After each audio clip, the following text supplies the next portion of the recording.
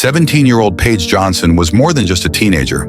She was a loving daughter, a devoted friend, and most importantly, a young mother to her baby girl.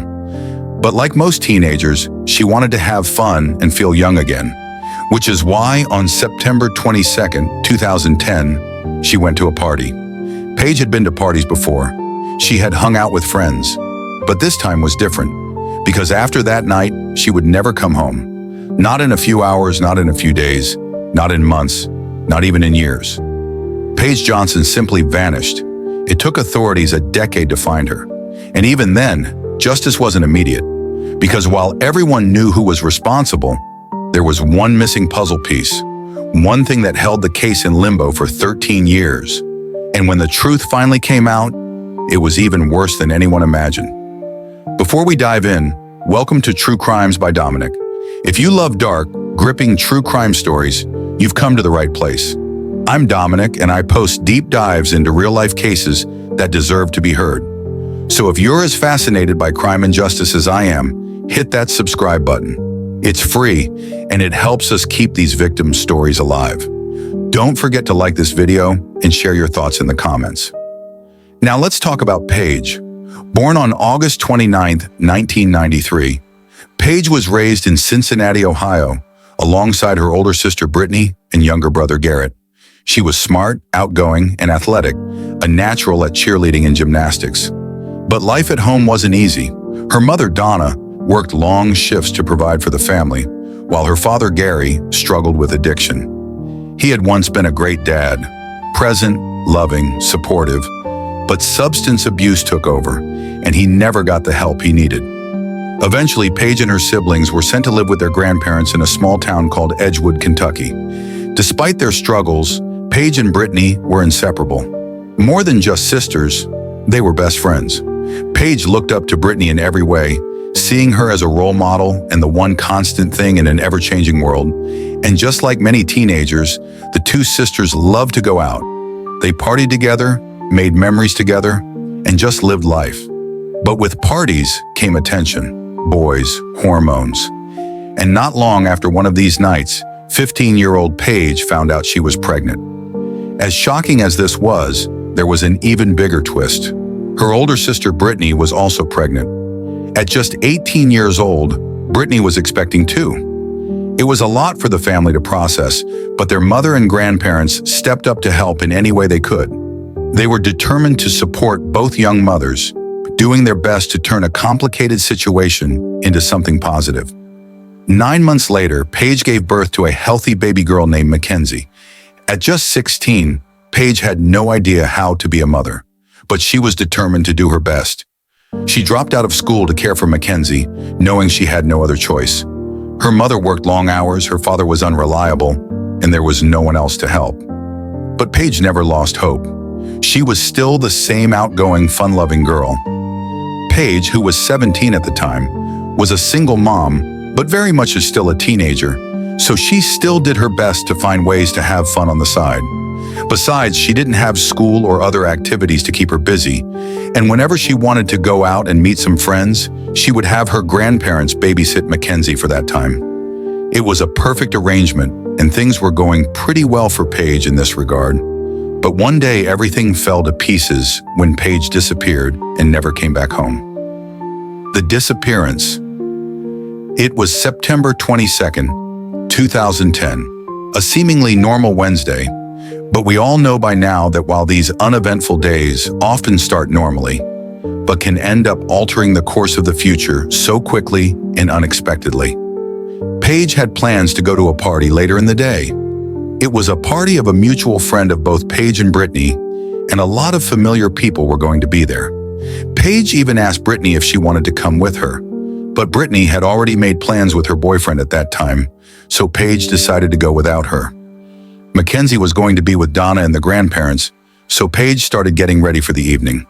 Before leaving for the party, Paige promised to meet up with Brittany later at the house, and she walked out the door to be picked up by a friend. But sadly, she would never return. Now Paige had a pay-as-you-go phone at the time, but she had run out of minutes. So she decided to leave her phone at home altogether, and if she wanted to contact anyone, then she could use someone else's phone at the party. Hearing this in 2025 might sound like you're leaving the house without an arm. But this was 2010, and things were pretty different back then. People were not glued to their phones as they are now. But that also meant that it was harder to contact anyone. Well, hours passed by, and it was late at night, but Paige never returned home. Initially, this wasn't alarming for Brittany because she thought that maybe Paige lost track of time and that they'd have to reschedule their plans. But as dawn broke and there was still no sign of Paige, that was when everyone started to worry. Donna dropped all of her plans and errands when she learned that Paige hadn't shown up since last night. Thus, on September 23rd, 17-year-old Paige was reported missing. Initially, the police officers were trying to calm the terrified Johnson family down. They believed that Paige was probably still out there, and she was just not ready to come home. They even suggested that maybe Paige had voluntarily run away from home. But this was totally unlike Paige. She had a daughter, and she didn't give any hint about running away from her responsibilities. Yes, Paige was a bit of a wild child, but she wouldn't abandon her infant like that. She was responsible, knew how to be safe, and this was a familiar party. It's not like Paige went out of town to meet someone she hadn't seen before, but the investigators were of no help, at least in the beginning. So the Johnson family had no choice but to search for Paige themselves. They printed out flyers, went door to door, and even reached out to Paige's friends to see if anyone knew where she was. But that was when something clicked in their minds. Donna and Brittany both knew that the last person with Paige was the friend who came to pick her up. That friend was 22-year-old Jacob Bumpass. He was a much older friend of both Brittany and Paige, and they had met several times at parties. Now, Donna had only ever seen pictures of Jacob before, but she did know that he was previously convicted of robbery, so that was enough reason for Donna to dislike the guy. She thought that it was unsettling for a grown man like Jacob to hang around teenagers. And she is not wrong. Still, Donna had to try, and she got in touch with Jacob to ask him about Paige. According to Donna, Jacob was quite cooperative, and he appeared genuinely worried for Paige. He told Donna that he had picked Paige up from the house, and the two went to the party. Afterward, Paige and Jacob went to his house, where they proceeded to drink for a bit before he dropped Paige off in a nearby town called Covington at the corner of East 15th and Scott Street. Now, this was immediately weird for Donna to hear. First, the place was very remote, and it looked like a pretty dark and creepy place for a man to drop a lone 17-year-old girl off. Also, Donna knew that Paige was afraid of the dark, so she definitely wouldn't have asked Jacob to drop her off at a place like that. Things just weren't adding up. Around the same time, Brittany logged onto Facebook, and she was surprised to find a message. Now, Facebook in 2010 was different from what it is now. You had to physically log into Facebook to see all of the notifications, including messages you've received. Whereas now you get alerted by notifications or the Messenger app. Anyway, Brittany opened the message and was knocked off her feet when she saw a message that was from none other than her now missing sister, Paige. The message read, "Call me now. I need to talk to you ASAP." If you remember, Paige didn't have her phone on her, so was this her way of reaching out to Brittany for help? Was she in trouble when she sent this message? There was just so much going through Brittany's mind, and I'm sure, in some strange way, guilt must have been eating her away on the inside. Initially, Brittany thought that Paige was reaching out to rant about her boyfriend at the time. Brittany thought that Paige had found out about getting cheated on and that she was upset. But after her disappearance, Brittany and Donna contacted the detectives again, and they finally took a report of the incident. This was when Donna and Brittany also told the investigators about the talk they had with Jacob, and it was safe to say that the police were also starting to grow suspicious of this friend of Paige's. The investigation. Jacob was immediately brought in for questioning, and he pretty much told the investigators the same story. But this was the police, and they did some more mandatory digging of their own, and what they found was not in line with Jacob's story at all. See, Jacob's phone location showed that he was not in the Covington area around the time he said he had dropped Paige off. His phone pinged 30 miles east in Clermont County near East Fork State Park. When the detectives confronted Jacob with this information, that was when his story slightly shifted. Jacob said that he was out fishing in Clermont County, which was why his phone pinged in the area. Again, the investigators were just not convinced. I mean, who goes fishing in the middle of the night? Some people do, sure. But this just didn't make any sense in this particular scenario. The police knew that Jacob was hiding something, but since they didn't have enough evidence, Jacob was free to walk out of the station. Meanwhile, investigators searched large areas east of Cincinnati. They also focused their attention on the area where Jacob's phone had pinged. They went on foot and spread out to scan the area, but nothing was found. The search for Paige was enormous. Hundreds of locals were on foot and horseback, and the search lasted weeks. Unfortunately, there was no sign of Paige or any foul play that could point the finger at Jacob. Eventually, the investigators were able to get a search warrant for Jacob's house and car. When they searched the car, though, they recovered hair fibers and small red spots inside it. This, to the police, was enough to keep Jacob on their radar as a person of interest, but not enough to name him as the main suspect. As the investigation and search were underway, Jacob's behavior also changed completely. He was no longer the cooperative friend who wanted to find Paige anymore. He immediately lawyered up and stopped talking to the police. At one point, Jacob was also arrested for violating his parole since he gave Paige alcohol, who, mind you, was a minor. Now, if, for some reason, Jacob wasn't giving you the creeps already, the fact that he was on parole when he went to that party with a bunch of teenagers is unsettling. Almost a year into searching for Paige, her 18th birthday rolled around, but still there was just no answer. Nobody knew where Paige was, and it was a terrifying and very unsettling time for the Johnson family. Donna was certain that Jacob had done something to her daughter, and even though she didn't want to think about her daughter in the past tense, with the time passing and no answers coming to appease them, it was getting harder and harder. There were also many leads in the case. A lot of calls came in about Paige's whereabouts. Each tip was getting darker and darker. Some knew where the detectives could find Paige's body. Some knew about the person who took Paige's life, and some were adamant that they helped to bury Paige's body. These were pretty serious leads, and the investigators checked every single one of them, using all of the resources they had at the time. The search went on for weeks, if not months, but again, nothing came up. As much as it angers me to say this, all of the leads were probably hoaxes. People just trying to get attention, which is just gross. I mean, can you imagine what Donna and Brittany were going through? They just wanted answers. They wanted to know where Paige was, but all they were getting were false leads that led to one dead end after another. The detectives were still focused on Jacob because he was the only one who was with Paige, whose story didn't make any sense at all, and he also had no alibi to back his claims. But to charge him with whatever happened to Paige, they needed more evidence. Just like that, 10 years passed. Yes, you heard that right. The police spent 10 years searching for Paige, going through all of the leads and looking for that crucial piece of information that would be the smoking gun in Paige's disappearance. But one day, someone made a discovery which would prove to be a turning point in the case, because now the missing persons case turned into something much worse. Friend or murderer? It was March 22nd, 2020, when a deer hunter was walking through a wooded area of Clermont County early in the morning. That was when he stumbled across something. It was a skull. At first glance, the deer hunter thought that it was an animal skull, but when he looked closer, he knew that his eyes weren't playing tricks on him. It was a human skull.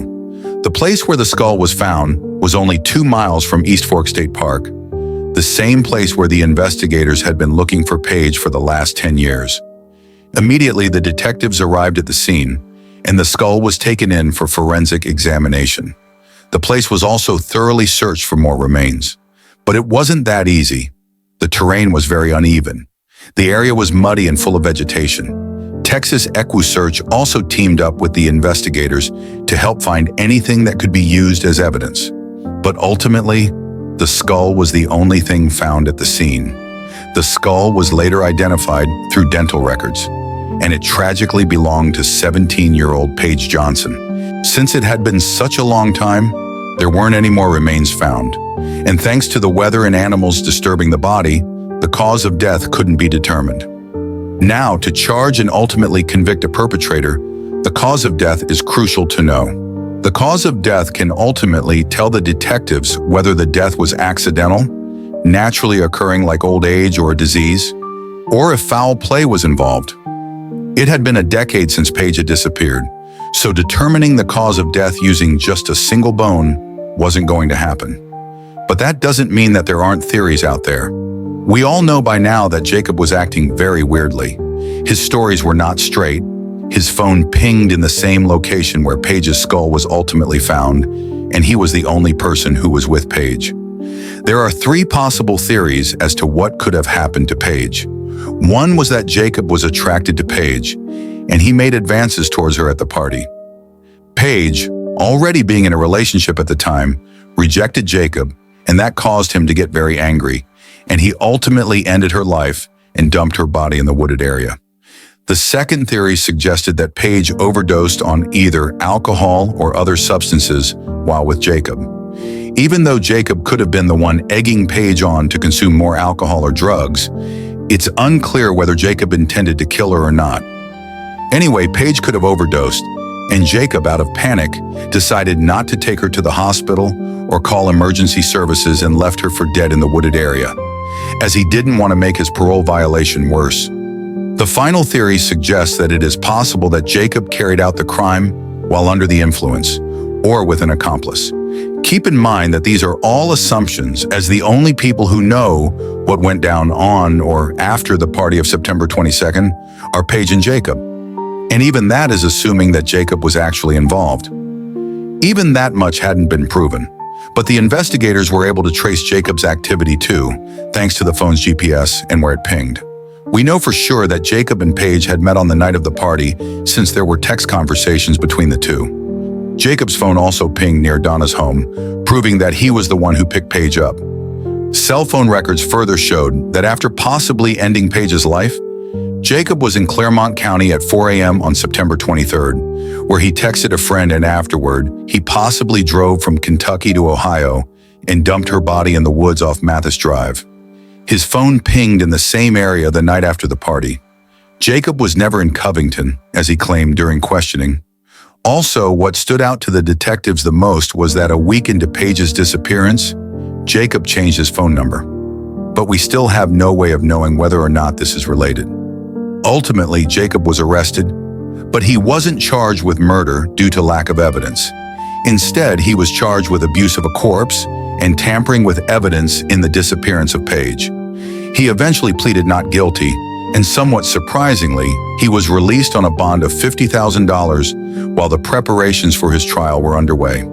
The sentencing. Jacob's trial was held very recently in July 2023.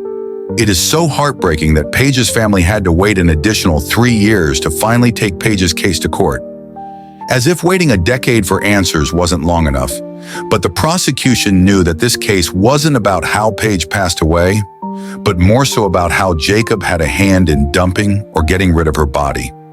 The prosecution presented heaps of evidence in the form of phone records, forensic evidence, and arguments that placed Jacob in the wrong.